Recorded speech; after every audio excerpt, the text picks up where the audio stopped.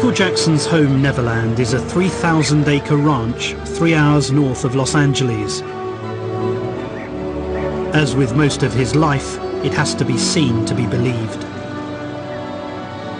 Inspired by the children's fairy tale Peter Pan about the little boy who never grew up, it's a multi-million-dollar man-made slice of make-believe. As well as the full-size funfair, there's a zoo with giraffes, elephants, tigers and a couple of orangutans. Bubbles the chimp has been moved out to an animal sanctuary.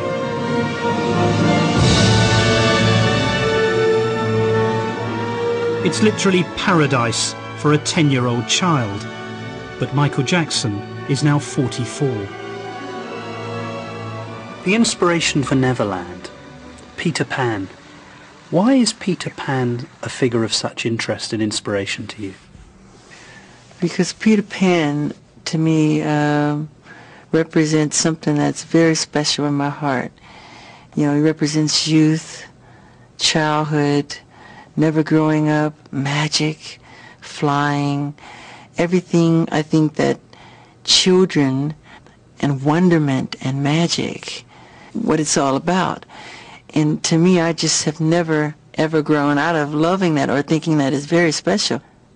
Do you identify with him? Totally. You don't want to grow up? No, I am Peter Pan.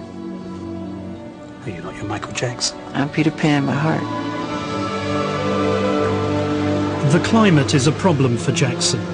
He says the colour-changing skin condition vitiligo has made him allergic to the sun. So, shielded by his umbrella, he took me to his most secret place. I call it my giving tree because it inspires me. I love climbing trees in general, but this tree I love the most because I climb up high and I look down on its branches, and it gives me, I just love it, so many ideas. I've written so many of my songs in this tree. I wrote Heal the World in this tree, Will You Be There, Black or White, Childhood. You're actually saying that you climb that tree? Yeah. How far do you climb up it? All the way to that, see, all the way to that kind of spot up there, kind of like a deck where it's like a bed. Do you want to climb it now? Yeah. Give me hold the umbrella. Yeah. You go and climb it, and when you've climbed it, let's see how inspiring it is.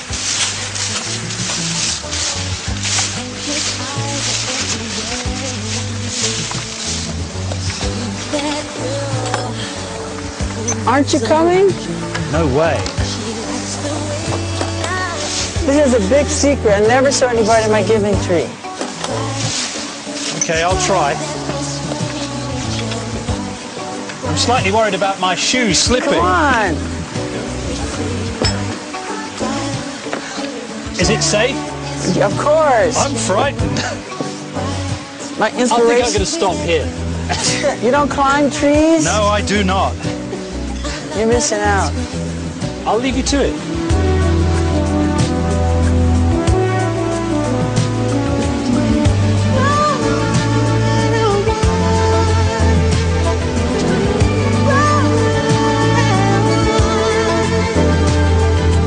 Looking out across the moon, where the city's heart begins to beat. I love climbing trees. I think it's my favorite thing. Having water balloon fights and climbing trees. I think those two are my favorite. Don't you prefer making love or going to a concert, or you really mean that you prefer climbing trees and having a balloon fight? Yeah, water balloon fight. And you prefer that to anything else? Well, as my pastime fun, you know, can't compare it to performing. But other people play football, basketball. I like to climb trees.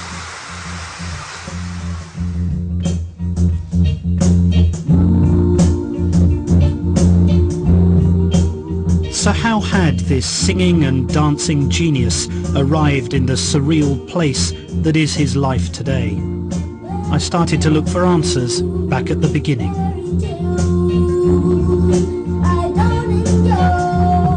He played me his first single, Big Boy, which was released when he was just 8. By then, Michael Jackson had already been performing for 3 years.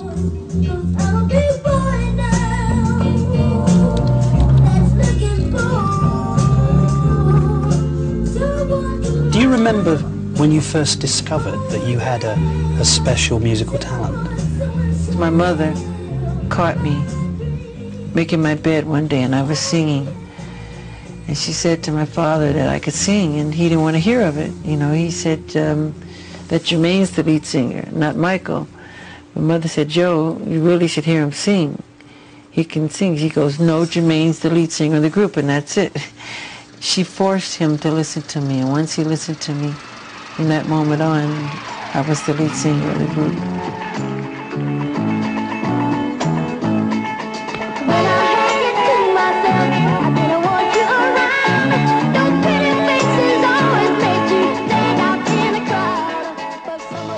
My entire childhood, I remember people always saying to me, he's a 42-year-old midget.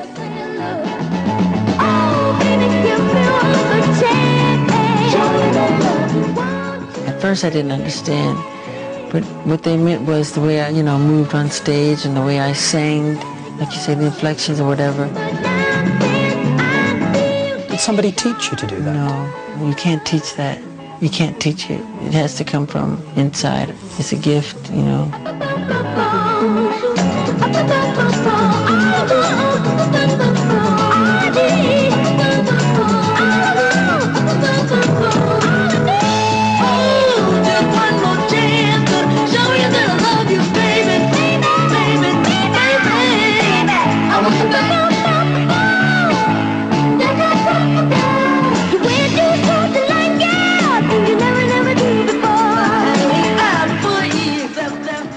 I remember precisely going to Motown Studios to record, and right across the street from the studio was a park. And I could hear the roar of the Little League team, and they were playing soccer and football and volleyball, and they were playing baseball. And I remember a lot of the times looking back and really hiding my face, crying.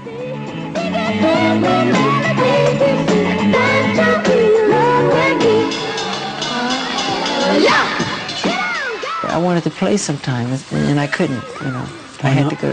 Why couldn't you?